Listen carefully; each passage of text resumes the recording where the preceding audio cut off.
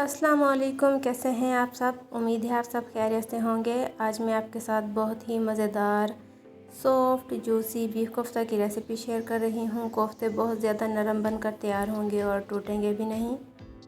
तो चलिए इस मज़ेदार सी रेसिपी को बनाना शुरू करते हैं। बीफ कोफ्ता बनाने के लिए मैं यहाँ पे 1 किलो कीमे का इस्तेमाल कर रही हूँ। कीमे को हम चॉपर में डाल देंगे और साथ शामिल कर देंगे 4 अदद हरी मिर्चें। हरी मिर्चें शामिल करने के बाद 1 इंच अदरक का टुकड़ा जिसे मैंने छोटा छोटा सा काट लिया है वो भी शामिल कर देंगे। 20 जवे लहसुन के शामिल करेंगे। 1 चम्मच ज़ीरा पाउडर, 1 चम्मच धनिया पाउडर शामिल कर देंगे।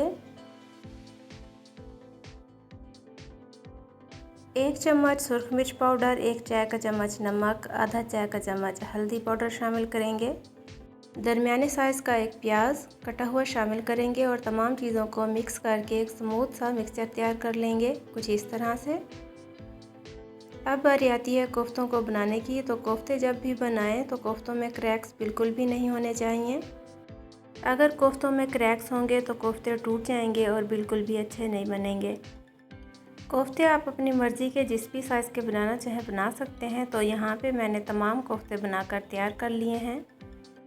कोफ्तों को कवर करके किचन काउंटर पे ही छोड़ देंगे और चलेंगे नेक्स्ट स्टेप की जानिब। अब मैंने लिया है 1 कप घी। घी जैसे ही गर्म हो जाएगा इसमें शामिल कर देंगे 2 दरमियाने साइज़ के प्याज कटे हुए। प्याज़ों को 1 मिनट तक फ्राई करेंगे। फिर इसमें शामिल करेंगे 3 अदद कटे हुए टमाटर। साथ ही शामिल कर देंगे 3 से 4 कटी हुई हरी मिर्चें। तमाम चीज़ों को मिक्स करते हुए 1 से 2 मिनट तक पकाएंगे ताकि तमाम चीज़ें सॉफ्ट हो जाएं। यहाँ पे तमाम चीज़ें पककर सॉफ्ट हो गई हैं। तो अब हम इन्हें एक प्लेट में निकाल लेंगे। उसके बाद ठंडा करेंगे। ब्लेंडर जार में डाल के थोड़ा सा पानी शामिल करके स्मूथ सा पेस्ट तैयार कर लेंगे। अब दोबारा उसी घी में हम शामिल करेंगे कुछ खड़े मसाले। 1 मिनट तक फ्राई करेंगे। उसके साथ शामिल करेंगे 1 चम्मच लहसुन अदरक का पेस्ट। लहसुन अदरक का पेस्ट जैसे ही ब्राउन हो जाएगा इसमें शामिल करेंगे कुछ पाउडर मसाले जिनकी मिकदार मैंने स्क्रीन पे मेंशन कर दी है।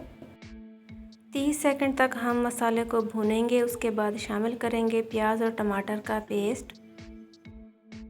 अब बारी आती है मसाले को 5 से 6 मिनट तक पकाने की। मसाला जितना अच्छा पकाकर तैयार करेंगे कोफ्ते उतने ही ज़्यादा मज़े के बनेंगे। 5 से 6 मिनट पकाने के बाद मसाला बहुत अच्छे से बनकर तैयार है। अब हम इसमें शामिल करेंगे कोफ्ते जो हमने बनाकर तैयार किए हुए हैं।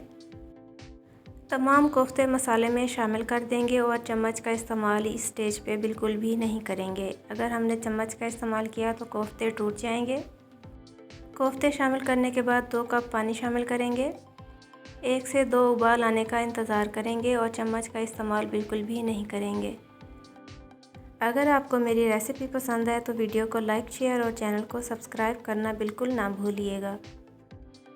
कोफ्तों में 2 से 3 बॉयल आ चुके हैं। अब बारी आती है इनको मिक्स करने की। तो इस तरह से हिलाते हुए हम तमाम चीज़ों को मिक्स कर लेंगे। 2 से 3 बार इस तरह से मिक्स करेंगे। उसके बाद फ्लेम जो है लो कर देंगे और इसको कवर कर देंगे 30 मिनट के लिए। 30 मिनट के बाद पानी मुकम्मल तौर पर खुश्क हो चुका है और कोफ्तों को मैंने 5 मिनट के लिए भून लिया है। अब हम इसमें शामिल करेंगे 1 कप दही। इसको बहुत अच्छे से मिक्स करेंगे और दही का पानी खुश्क होने तक पका लेंगे।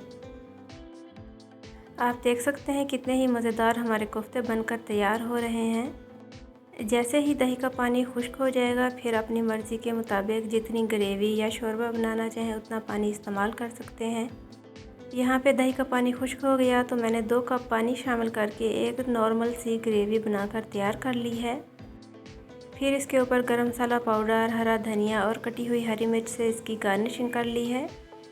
चूल्हा स्टेज पे बंद कर देंगे। तो हमारे बहुत ही मज़ेदार बीफ कोफ्ता बनकर तैयार है। उम्मीद है आपको आज की रेसिपी पसंद आई होगी। मिलेंगे इंशाल्लाह नेक्स्ट रेसिपी वीडियो में। दुआ में याद रखिएगा। अल्लाह हाफिज़।